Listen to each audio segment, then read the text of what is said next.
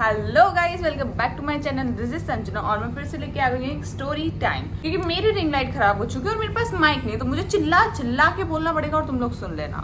सो ये कहानी class 11th की, जब मैं क्लास 11th में थी और मैंने नए स्कूल में एडमिशन लिया। तो मैं ऑब्वियसली किसी को नहीं जानती थी, तो मैं क्लास में जाती थी, चुपचाप बैठती थी, बट मैं सबको एब्जॉर्व करती थी कि कौन क्या कर रहा है, कौन कैसा दिखता है। तो मुझे एक लास्ट बेंच पे बैठा हुआ लड़का दिखता था और वो ऐसा था, झोल झाल से बाल, वी डोंट केयर वाला एटीट्यूड, यू नो। तो मैं सोचती थी कि होगा शायद क्लास का लूजर। मैं भी थोड़ी चुलबुली थी, ऐसे थोड़ी ना कि मैं किसी को भी उसके प्राइवेट स्पेस में रहने दूंगी, नो वे। तो मुझे भी चुल मच गई कि मुझे उससे जाके बात करनी है, why he was like that and this and that. तो मैंने कहा इससे तो मैं जाके बात करूंगी। तो मैं भी एक दिन मौके का फायदा उठा के ब्रेक में उसके पास गई, क्योंकि मुझे कुछ नोट्स लेने थे, ठीक है। बट पता नहीं क्यों जैसे मैं उसके पास गई, उसने अपनी नोटबुक्स छुपा ली और अपना फोन भी छुपा लिया। मुझे ये देख के थोड़ा अजीब लगा कि मतलब कौन है ये जिसने दोबारा पलट के मुझे नहीं देखा। भाई मेरी सनक गई। मुझे तो ये था कि ये मुझे एटीट्यूड दिखा रहा है, एंड लिटरली मेरे दिमाग की सटक गई थी, क्योंकि उस टाइम पे मैं सबसे बड़ी सटकी हुई बच्ची थी, बेशरम। इतनी इंसल्ट करवाने के बाद भी फिर भी मैंने उससे पूछा, भाई तुम इतना चुप क्यों रहते हो, तुम इतने चुप क्यों रहते हो, वो भी हर जगह। तो उसने कहा बस यार मैं टेंशन नहीं लेना चाहता हूँ और मुझे किसी से बात करने में इंटरेस्ट नहीं है। उसने मुझे सीधा ये कहा। यहाँ पे मेरे लिए सब चेंज हो गया था, क्योंकि जो चमन चूरन देखने वाला लड़का है उससे मैं अट्रैक्ट हो चुकी थी और मुझे उससे प्यार हो गया था। लिटरली हमारे बीच में बातें हुई। एक दिन वो सीढ़ियों से ऊपर जा रहा था, ऊपर जाते जाते उसका फोन गिर गया। मैंने उसका फोन उठाया और मैं भाग के वॉशरूम में गई। सो मैंने उसका पासवर्ड खोलने की कोशिश करी। उस चमन चूरन के फोन में पासवर्ड ही नहीं था। तो उस पे एक नोटिफिकेशन था, बॉस कल की डील पक्की, पैसे मिल जाएंगे।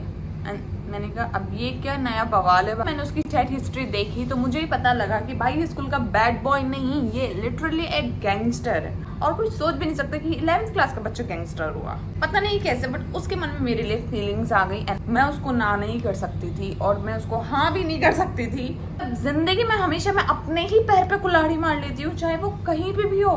मतलब कहीं पे भी मैं जाऊँ, मैं हमेशा अपने पैर पे कुल्हाड़ी मार लेती हूँ।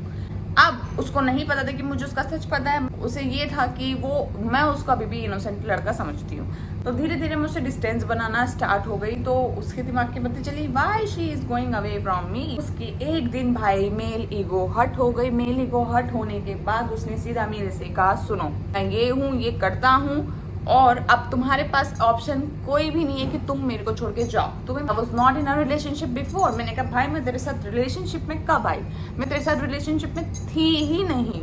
उसने कहा आई डोंट, मेरी फ्रेंड हो या बेस्ट फ्रेंड हो या सिचुएशनशिप है या रिलेशनशिप है, बट तुम अब मेरे साथ रहोगी। तो यहाँ मैं फंस चुकी थी, क्योंकि मैं स्कूल नहीं छोड़ सकती थी, क्योंकि वो ही मेरा नया स्कूल था। सो आई डिसाइड कि ठीक है अभी जैसे चल रहा है वैसे चल रहा है। टेक्स्ट करता था एंड आई वाज लाइक कि मुझे इससे बात नहीं करनी है, क्योंकि he was a gangster. But पता नहीं कैसे भगवान को मेरे पे दया आ गई और उसका सच अपने आप ही बाहर निकल गया और वो स्कूल से बाहर निकल गया। कहीं ना कहीं से एक बार उसके कहीं बाहर लड़ाई हो गई होगी, जहाँ पे उसने काफी बदतमीजी करी होगी, उसको स्कूल से निकाल दिया गया।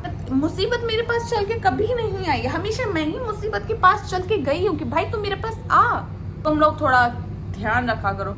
So that's it guys, मेरी यही थी सेकंड वाली स्टोरी। मतलब किसी के लुक्स पे कभी मत जाना, हमेशा उसकी हिस्ट्री चेक करना, उसके बाद उसके साथ रिलेशनशिप में, फ्रेंडशिप में आना। गाइस अगर आपको स्टोरी अच्छी लगे, लाइक शेयर सब्सक्राइब करना, मुझे इंस्टाग्राम पे फॉलो करना और बहुत सारा प्यार देना।